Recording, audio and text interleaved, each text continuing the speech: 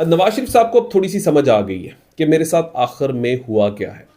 और जो लोग नवाज शरीफ साहब से मोहब्बत करते हैं और बहुत कुर्बत से मोहब्बत करते हैं, अब उन्होंने टीवी चैनल्स के ऊपर बैठकर सच बोलना भी शुरू कर दिया है।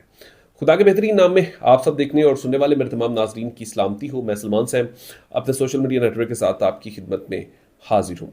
कल पार्लियामेंट का इजलास था और सदर आसफ अली जरदारी साहब ने वहाँ पर खिताब करना था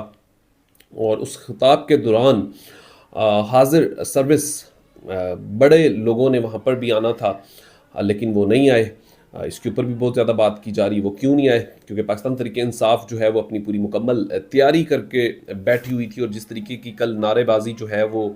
सदर आसफ अली जरदारी साहब के खिलाफ की गई, तो उसका सामना बाकी बड़ों को भी करना पड़ना था। तो इस हवाले से कुछ रिपोर्ट शहाबुद्दीन साहब ने इसको रिपोर्ट किया और कहा कि इन वजूहात की बना पर कल पार्लियामेंट के इजलास में जब सदर आसफ अली सरदारी साहब ने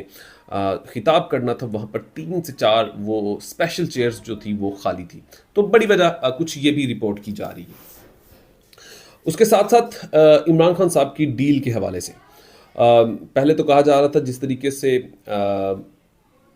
अली अमीन गंडापुर साहब जो हैं वो मुलाकातें कर रहे हैं। अली अमीन गंडापुर साहब ने एक अफ्तारी भी अटेंड की, अली अमीन गंडापुर साहब ने एक बड़े इजलास में शिरकत भी की, अली अमीन गंडापुर साहब ने शहबाज शरीफ साहब से मुलाकात भी की। तो ये एक अच्छा शगुन है। तो शायद कुछ डील की बातें जो थी वो बहुत ज़्यादा की जा रही थी, लेकिन ये तमाम अफवाहें भी जो है वो अब दम तोड़ चुकी हैं। उसकी सबसे बड़ी वजह यह कि जब इमरान खान साहब से कुछ मिलने के लिए पाकिस्तान तहरीक इंसाफ के लोग जब उनसे अडयाला जेल मिलने के लिए गए, तो वहाँ पर जिस तरीके का एक शीशे की दीवार बनाई गई और ऊपर एक लाइट और उसके अंदर कैमरे की इतलात जो है वो एक इंकशाफ किया गया, और जिस तरीके से फिर सहाफ़ियों के ऊपर एक सख्ती की गई कि किसी ने भी उनके वकील्स के साथ या इमरान खान साहब के साथ कोई गुफ्तगू नहीं करेगा, वरना अडयाला जेल की कार्रवाई में या इस समात में उन्हें दोबारा आने का मौका नहीं मिलेगा। तो ये बहुत सारी चीज़ें फिर हुई। तो इससे अंदाज़ा यही लगता है कि फिर जो डील के मामलात हैं वो, बल्कि डील तो दूर की बात, वो तो ढील भी नहीं मांग रहे जो मेरे पास इतलात है। और जिस तरीके के कुछ सीनियर सहाफ़ी इसके ऊपर गुफ्तगू भी कर रहे हैं और वो ये बात बार बार कर रहे हैं कि मुझे डील की ज़रूरत नहीं है। और ख़ास तौर पर जिस तरीके से जब बुशरा बीबी को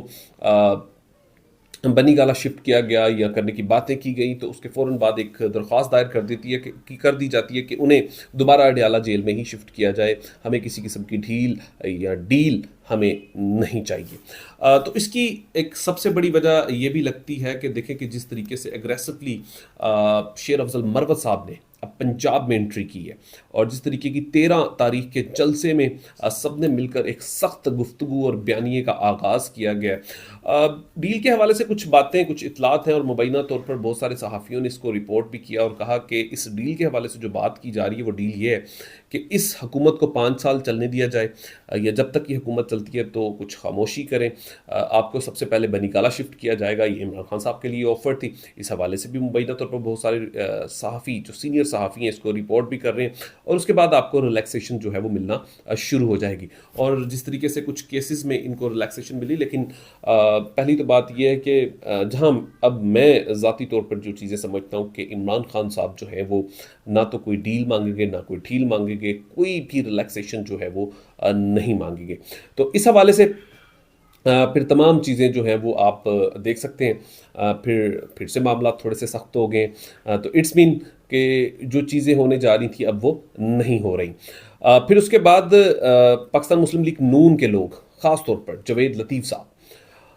राना सनाउल्लाह साहब जिस तरीके की सख्त गुफ्तगू कर रहे हैं, खुरम दस्तगीर साहब जिस तरीके की सख्त, मोहम्मद ज़ुबैर साहब जिस तरीके की सख्त गुफ्तगू कर रहे हैं और इस हुकूमत को अपने मिलने के हवाले से, और जिस तरीके से नवाज शरीफ साहब के साथ होने वाला वाक़या यही है कि देखें कि उन्हें हुकूमत का लारा दिया गया और उन्हें हुकूमत नहीं मिली। हुकूमत वज़ीर आज़म पाकिस्तान नवाज शरीफ साहब ने बनना था, फिर से दोबारा से छोटे भाई शहबाज शरीफ साहब जो हैं वो वज़ीर आज़म बन गए और जिस तरीके का लॉलीपॉप उन्हें दिया गया, तो इसके ऊपर वो काफ़ी खफा नज़र आते हैं और उनके लोग भी, और ख़ासतौर पर राना सनाउल्लाह साहब जो है वो देखें कि किसी तरीके भी वो कबीना का हिस्सा नहीं बने, कोई भी सीट या किसी भी वजारत पे काम करने से उन्होंने इनकार कर दिया और सच बोलना शुरू भी कर दिया। और अब तो यहाँ तक भी कहा जा रहा है कि इनकी जेल्स के हवाले से इमरान खान को ये फैसिलिटी ज़रूर मिलनी चाहिए क्योंकि कल को हमें भी जेल में जाना पड़ सकता है। तो अब नवाज शरीफ साहब जो है वो आहिस्ता आहिस्ता अपने बयानी की तरफ वापस आना शुरू हो रहे हैं। अगर ऐसा कुछ हो जाता है तो फिर क्या होगा? अगर पाकिस्तान मुस्लिम लीग नून के अब बड़ी तादाद में लोग ये बात करें कि हमें हुकूमत ही नहीं लेनी चाहिए थी, हमें हुकूमत से अलग रहना चाहिए था, ये तमाम बोझ जो है वो पाकिस्तान पीपल्स पार्टी को उठाना चाहिए था, अब वो तमाम वजारतें जो है वो पाकिस्तान पीपल्स पार्टी के पास हैं जिन्होंने तो मुद्दत भी पूरी करनी है और जिसके ऊपर बोझ नहीं आना, और वो तमाम वजारतें हमारे पास हैं जिसने बोझ भी उठाना है, और कल को जब हम आवाम में जाएंगे तो शायद हमें आज से ज़्यादा कल मुसीबत का सामना ज़्यादा करना पड़ सकता है। तो अब पाकिस्तान मुस्लिम लीग नून के लोगों ने दोबारा से सोचना शुरू कर दिया और बड़े सख्त बयान जो है वो टीवी चैनल्स पे बैठ के ऊपर अब कर भी रहे हैं और पाकिस्तान तरीके इंसाफ की किसी हद तक हमायत करते हुए भी आपको दिखाई दे रहे हैं। अब तक ख्याल रखिएगा अपने इस चैनल का भी। खुदा हाफिज़।